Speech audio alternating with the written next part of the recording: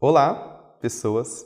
Sejam bem-vindos ao podcast do Observatório de Liberdade de Expressão, um projeto de extensão da Universidade Federal de Ouro Preto, coordenado pelo professor Cláudio Henrique Ribeiro da Silva, que tem por objetivo monitorar e debater os conflitos que envolvem esse direito. Eu sou Vitor Douglas, do curso de Filosofia, responsável pela propositura desse tema, que a mesa hoje será bem diversa, né? Porque nós temos do meu lado direito o Matheus, que é do curso de Medicina, e o próprio professor Cláudio, professor de Direito. Então, demonstra uma variação que nós temos aqui hoje. O episódio será gravado na sala 307 do EDTM, com a presença também da colega Betânia, que está nos ajudando aí na câmera. E desde já agradeço pela presença nesse vídeo e peço também para que se inscreva no YouTube e também nos visite na página do Facebook. E, bom, o tema de hoje será um tema bem polêmico, que é o Escola Sem Partido. Este é o Observatório da Liberdade de Expressão. Não é difícil perceber que esse tema é muito forte nas redes sociais.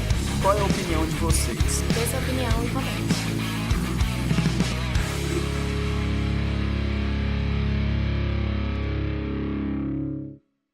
Então, eu queria primeiro, senhores, contextualizar um panorama histórico do Escola Sem Partido, que é uma ideia inicialmente proposta pelo Miguel Najib, que, historicamente, né, ele mesmo vai relatar que uma vez ele viu um professor, ficou sabendo, na verdade, através da sua filha, um professor fazendo uma associação entre as vidas de Che Guevara e Francisco de Assis.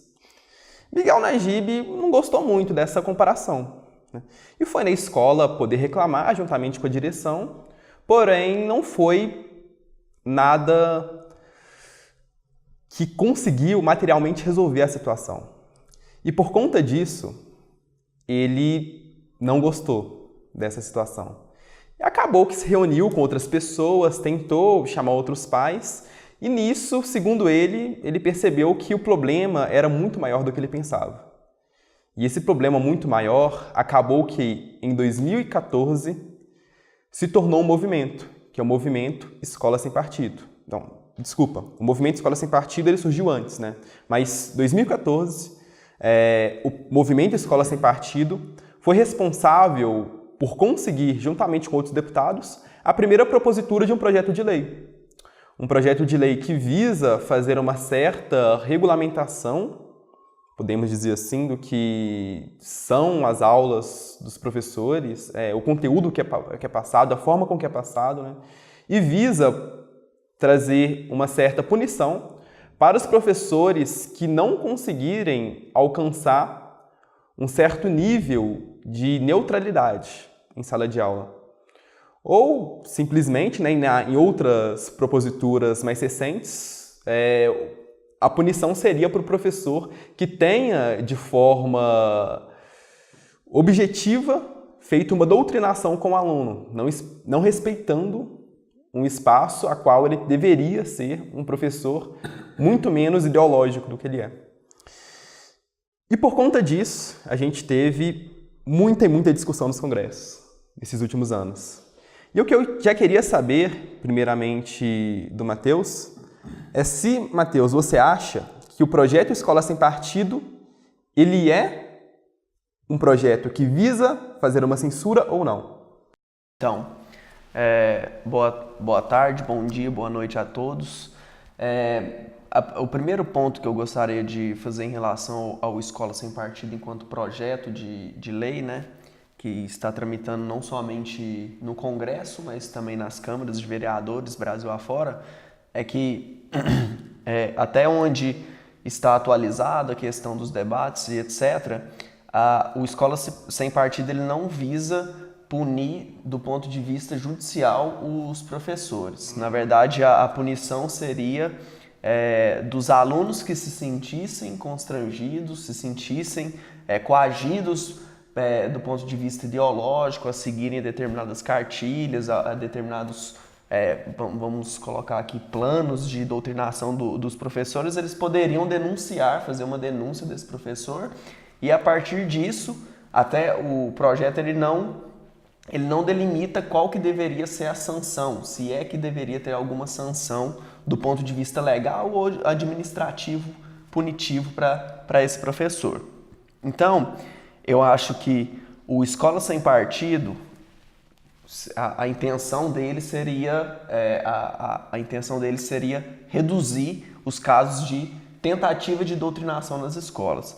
Só que o meu ponto é o seguinte, eu acho que não existe um plano coordenado, bem articulado, seja de partido X, partido Y, que tente doutrinar as crianças, colocar lá os seus professores que são treinados para isso, para tentar doutrinar essas crianças.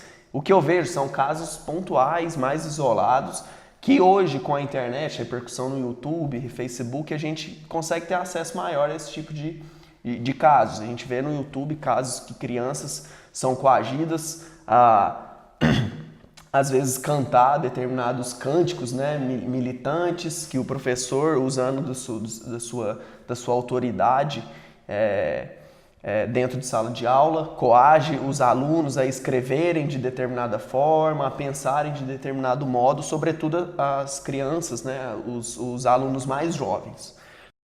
Então, o que eu vejo disso é que o Escola Sem Partido, o projeto político, ele teria muita limitação, só que eu acho que ele é bem-vindo no sentido de que existe na sociedade uma demanda por isso. Nosso sistema educacional, sobretudo público, básico, é uma lástima. A gente tem alunos que não sabem escrever, saem da escola sem saber escrever, sem ler e sem fazer contas básicas, operações básicas matemáticas, enquanto a gente vê professores usando de sua autoridade dentro de sala de aula para fazer propaganda política. Então, acho que isso é um problema, sim, existe, a gente não tem como negar que existem casos divulgados aí pelas redes sociais, mas eu acho que a melhor forma de resolver esse tipo de conflito não seria pela via do Escola Sem Partido. Eu acho que as próprias mídias, as próprias redes sociais e o próprio embate, o próprio debate sobre isso está sendo muito mais frutífero, e eu acho que vai ser muito mais frutífero do que se essa lei fosse aprovada e colocada na sala de aula. Então, acho que a sociedade, ela tem os setores da sociedade que demandam isso, tem um compromisso, tem que ter um compromisso com isso, tem mesmo que continuar debatendo sobre isso. Eu acho que é um debate válido para o nosso sistema educacional, e acho que a própria rede social ela está, de certa forma, regulando a atividade do professor dentro de sala de aula, porque hoje um professor, se ele tenta doutrinar os alunos, tenta emplacar programas políticos dentro de sala de aula, o aluno pega o celular dele, faz uma transmissão ao vivo no Facebook, expõe o professor, denuncia para as redes sociais, e todo esse constrangimento, esse debate em torno daquele professor já gera ali uma forma de regular, né, a atividade desse professor. Então, acho que a própria sociedade já está dando respostas para esse tipo de situação. Essa é a minha opinião. Então, para você, o Escola Sem Partido não é um exemplo de censura? Você diria? Como ele não prevê nenhum tipo de punição, porque até onde eu vi o projeto de lei, ele não prevê nenhuma sanção. O professor ele pode falar lá o ponto de vista dele, pode até emplacar algum tipo de doutrinação, só que mesmo ele fazendo isso, ele não receberia nenhuma sanção administrativa, segundo a lei, né? Administrativa ou penal, alguma coisa assim. Então, acho que desse ponto de vista, não é uma censura, mas eu acho que o Escola Sem Partido estaria longe de resolver um problema que é muito complexo. Ok. Mesma pergunta eu faço para o senhor Cláudio. Não precisa me chamar de senhor. Ok. Na verdade, olha só, eu queria aproveitar a oportunidade também de responder a pergunta, mas de dizer o seguinte, eu acho que esse projeto do Escola Sem Partido foi a perda de uma oportunidade. Porque, vejam, O projeto coloca um problema que a sociedade discute. Nisso o Matheus está coberto de razão. Existe uma demanda e para quem não está dentro da bolha é fácil, é só conversar com as pessoas e você vai ver que elas não confiam naquilo que é ensinado em sala de aula. Hoje em dia os professores, principalmente professores universitários, são vistos pela sociedade, a gente não pode dizer todo mundo, mas é uma coisa que é perceptível, são vistos como pessoas que têm uma postura mais esquerdista. Esse projeto nos deu a oportunidade de discutir, de debater, de falar qual é o problema. A universidade, então, está deixando de contemplar algum parâmetro, está deixando de levar em conta alguma versão cabível dos acontecimentos, e o que nós vimos não foi isso. A resposta foi uma histeria. Você vê professores, eu tenho a liberdade de não sei o quê, eu faço o que eu quiser. Tem professor em rede social dizendo que aconteça o que acontecer, seja a lei o que for, ele vai ensinar o que ele quiser. Isso, para mim, foi uma demonstração de falta de maturidade para discutir uma cobrança que a sociedade está fazendo na academia. Existe. A sociedade está certa nisso? Eu nem entrei nesse ponto ainda. Mas é uma oportunidade de discutir e a academia se negou. Os professores, de modo histérico, saíram apontando o dedo, falando que era fascista quem questionava, quem achava que tinha militância ou algum tipo de evangelização. Aproveitando o que o Matheus falou, eu também não acho que exista uma conspiração internacional para fazer com que os alunos sejam militantes também. Porém, eu acho que existe algo organizado nesse sentido. Eu mesmo conheço diversos professores que veem a universidade como um lugar onde eles vão atuar para mudar o mundo e não para desenvolver habilidades, competências nos alunos. Então, existe essa visão. E nós temos uma visão, já repeti isso outras vezes, nós temos uma visão de diversidade na universidade, é uma coisa muito importante. Mas que adianta ter eu de Uberlândia aqui do direito, o Vitor, é de onde, Vitor? BH. De BH, o Vitor de BH da filosofia, você de Uberaba da medicina, o Vitor negro, eu não sei se eu sou pardo, tem gente que fala que eu sou. Não, tem gente que fala que eu sou, tem gente que fala que eu não sou, você eu acho que é menos um pouquinho do que eu. Isso é diversidade? Numa universidade eu acho que não.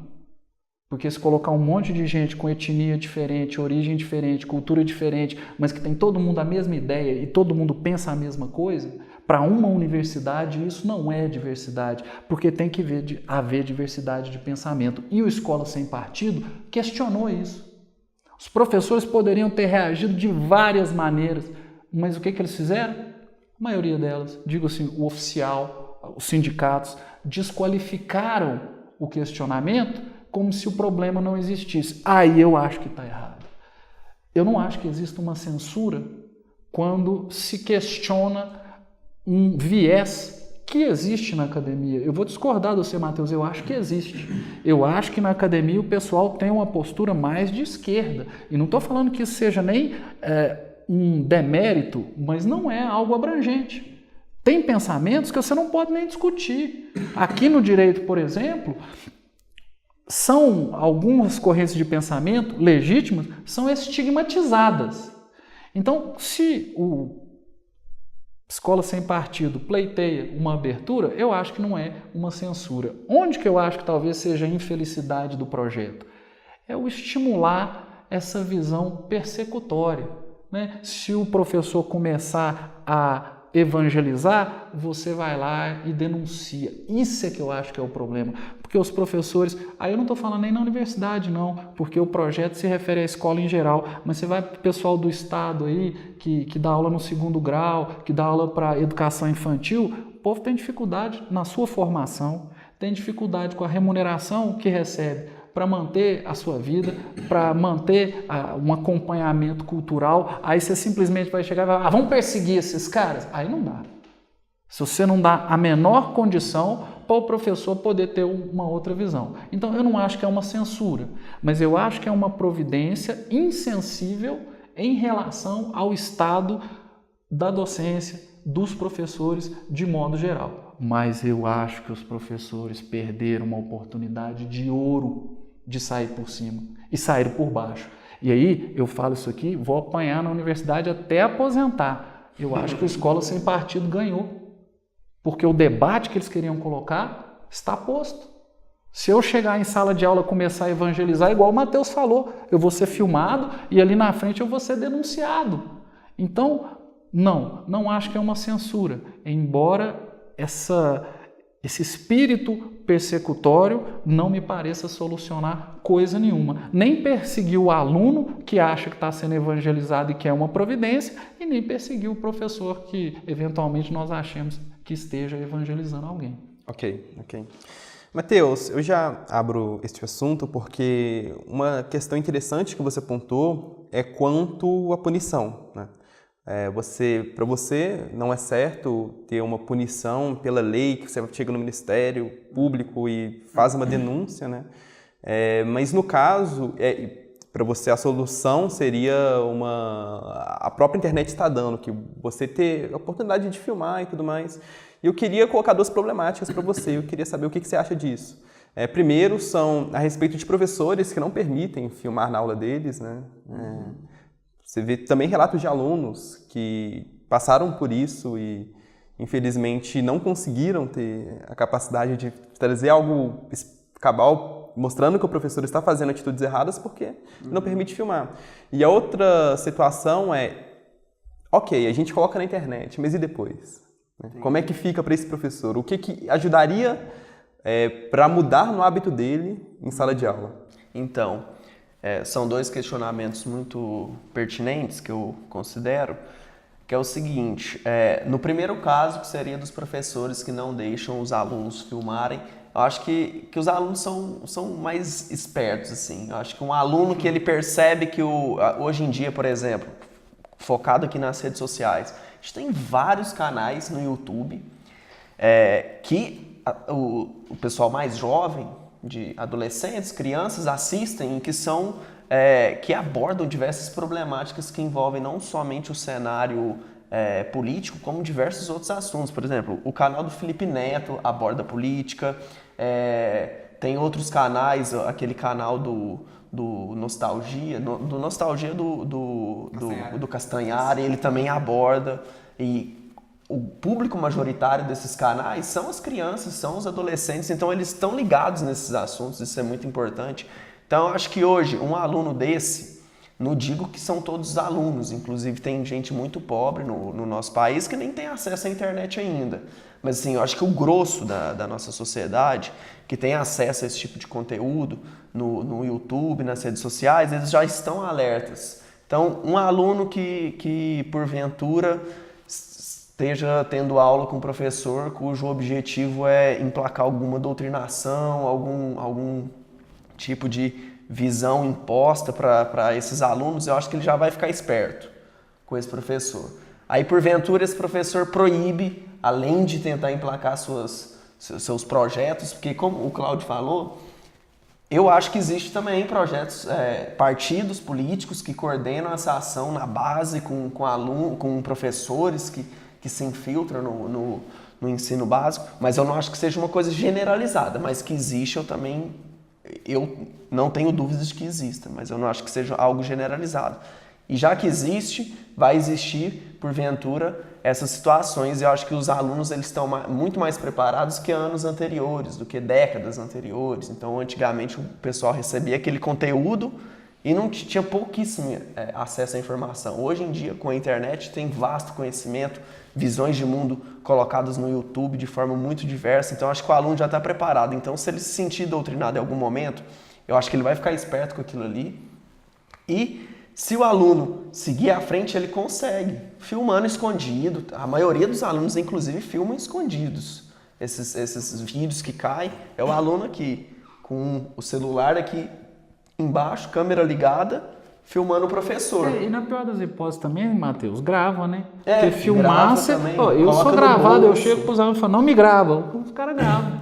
Grava. Depois você descobre que tem uma aula sua. Isso, então eu acho que assim, esse ponto, eu acho que os meninos eles estão muito mais espertos hoje, eu acho que eles saberiam se articular nesse sentido.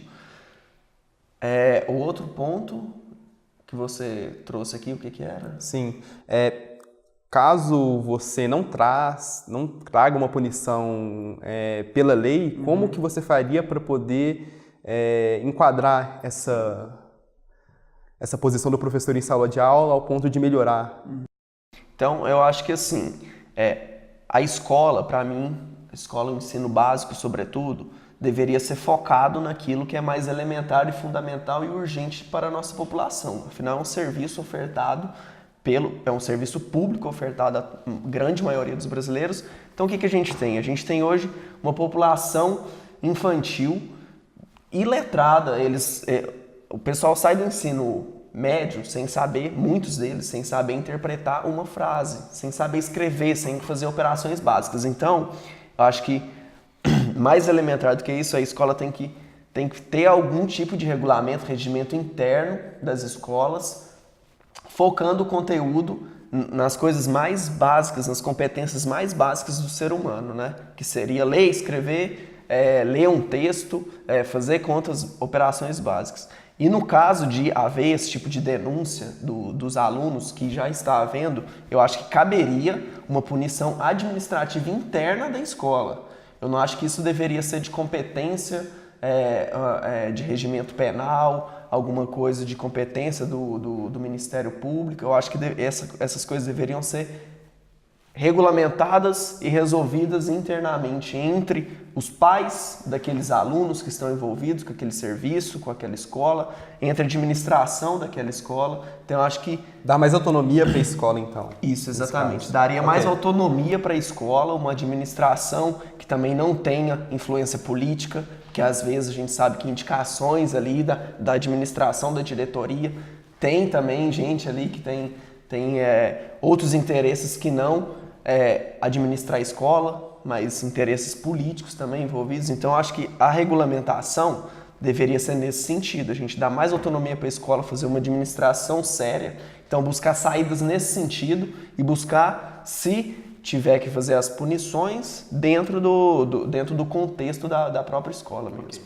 Muito obrigado. Professor, eu quero fazer uma pergunta diferente para você, não para o senhor, sobre uma diferenciação entre dar uma aula com certo conteúdo e dogmatizar um certo conteúdo.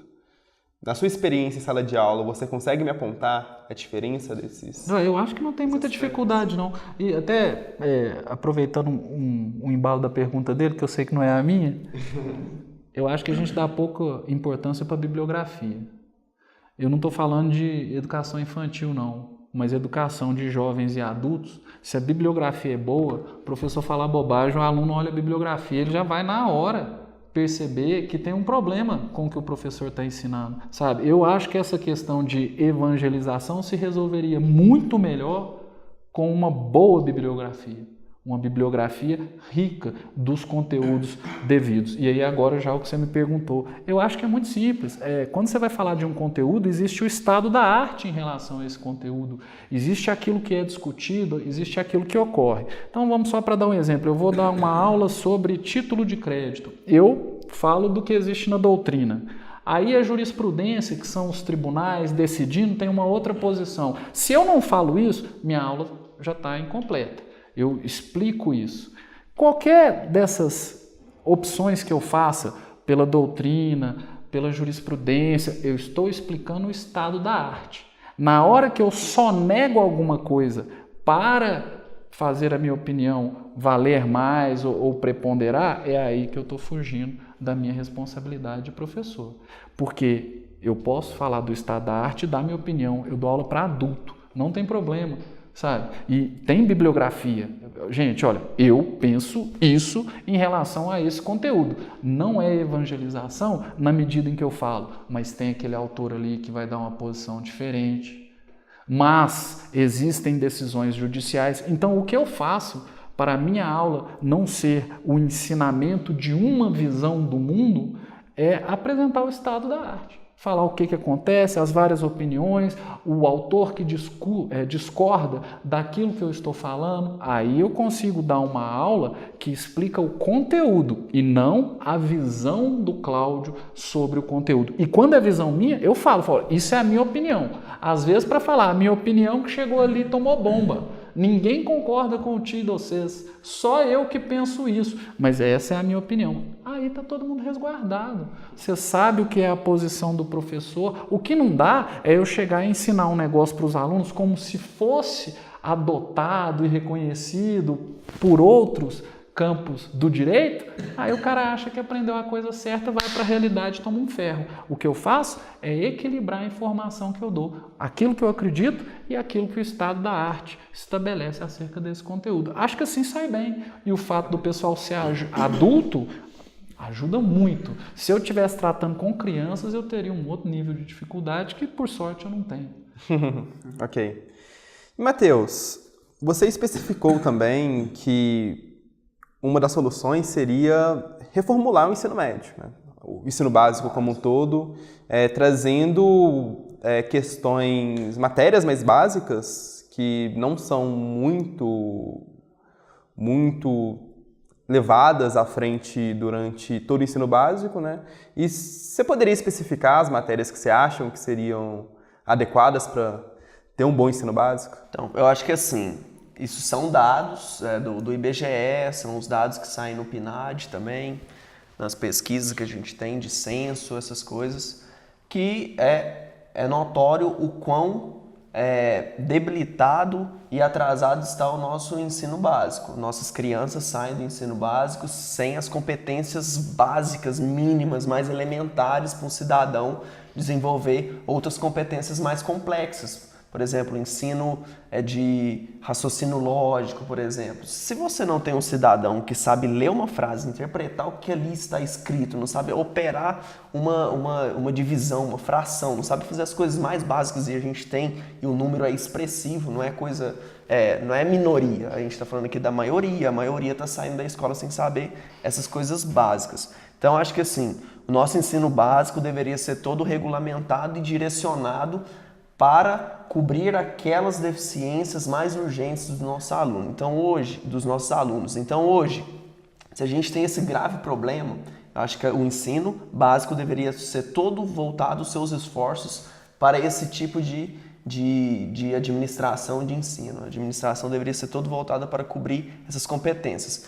E aqui, puxando um gancho em relação à autonomia das escolas, acho que é importante dar essa autonomia para as escolas para fazer a administração desse tipo de como será dado o conteúdo, porque a gente sabe que o Brasil ele é bastante desigual, então tem regiões do Brasil onde a gente tem alunos, escolas, né, que já conseguem administrar um conteúdo um pouco mais complexo porque já conseguiu suprir, conseguiu ofertar aqueles serviços e os alunos absorver aquele tipo de conhecimento mais elementar, que é saber ler, escrever, fazer as operações. Então a gente tem escolas que têm alunos que estão mais avançados, outros mais para trás, então eu acho que a autonomia também seria importante nesse sentido. Então eu acho que a autonomia, a descentralização da administração das escolas, acho que seria também importante não só para coibir esse tipo de situação de doutrinação, como traria mais a comunidade para perto, os pais mais para perto da administração da escola e não digo que ia neutralizar 100% a influência política sobre o ensino público, porque isso vai haver de algum modo, em maior ou menor grau, mas eu acho que haveria a redução, sim, de tentativas de colocar ali um professor infiltrado de partido A, ali numa outra escola, partido B, entendeu? E tentar fazer essa autonomia seria importante nesse sentido também. Essa mudança, ela se dá nos conteúdos que são passados, nas disciplinas, ou retirando disciplinas mesmo? Aí vai depender. Fazer uma diminuição. Aí vai, por exemplo, difícil, isso. É porque saiu uma pesquisa agora. Dá uma solução para o sistema educacional. Não é fácil, não. Vai assinar em poucos minutos. Porque saiu uma pesquisa agora do IPEA em que eles abordam a introdução da filosofia no ensino básico e a repercussão disso no desempenho dos alunos. Sim. Eu não sei se você chegou a ter conhecimento desse estudo. E gerou bastante repercussão nas redes sociais também. Estudantes de filosofia. E é interessante que as pessoas estavam opinando muito antes de sair o estudo, né? Isso, Viram a capa da matéria, não, exato. Tá errado. Então a conclusão eu acho que era meio óbvia, é algo que é lógico, mas que foi comprovado empiricamente pelos estudos que Se você coloca a mesma grade, você tem o mesmo horário para os alunos, 8 horas por dia, por exemplo, de ensino, quanto mais matérias você acrescentar, mais conteúdo você acrescentar sem modificar o horário, isso poderia gerar algum déficit naquelas matérias que são mais elementares, matemática, português. E o estudo chegou a essa conclusão, que a introdução de filosofia no ensino básico no Brasil gerou um aumento do déficit em competências na matemática, por exemplo. Então, eu acho que o currículo deveria ser muito mais enxuto do que é hoje, das escolas básicas. Por exemplo, eu estudei para o vestibular 1000 coisas. E como o meu curso era bastante concorrido, o direito também é bastante concorrido, esses cursos mais concorridos, os alunos se submetem a uma carga de conteúdo gigantesca, é enorme. E se você fizer a comparação com outros países têm um conteúdo muito mais enxuto, focado naquelas competências mais básicas. Então, o ensino é básico. Para mim, o ensino básico deve focar naquilo que é básico, é o aluno saber interpretar um texto de história, de geografia, saber ler, saber escrever, fazer as operações básicas. Então, acho que deveria ser bastante focado nesse sentido. E eu acho que focando nisso também, com a administração mais descentralizada, conferindo mais autonomia, a gente ia ter, eu acho que iria ter resultados positivos quanto a essa problemática da doutrinação nas escolas do ensino básico. Ok. Cláudio, uma das questões que o projeto também aborda, que é muito interessante e bem debatida, é a escola privada.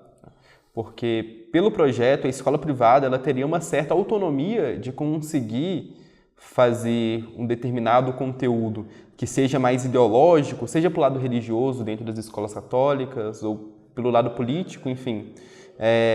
E simplesmente estava determinando lá que a escola teria permissão de fazer isso desde que informassem os pais.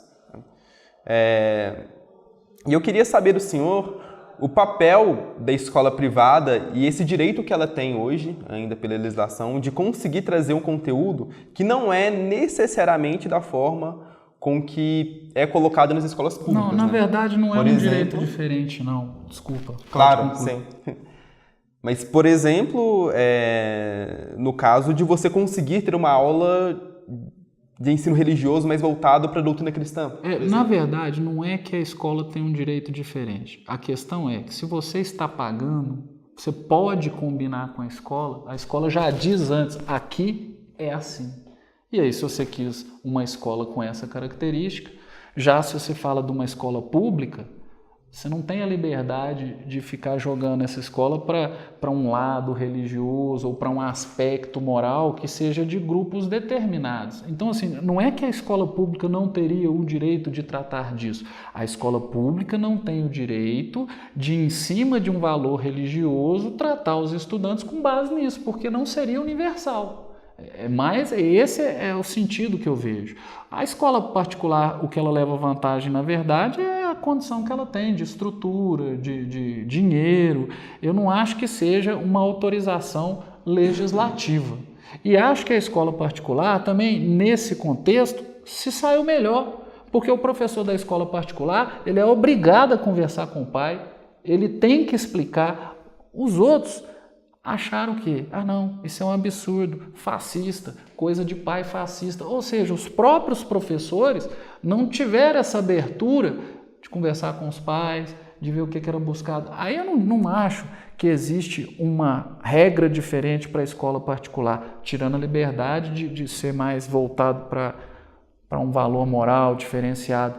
O que existe é que ali ele tem que prestar contas mesmo. E será que o professor da escola pública se sente como alguém que tem que prestar contas? Eu já lecionei escola particular, escola pública, de novo, como professor de adulto.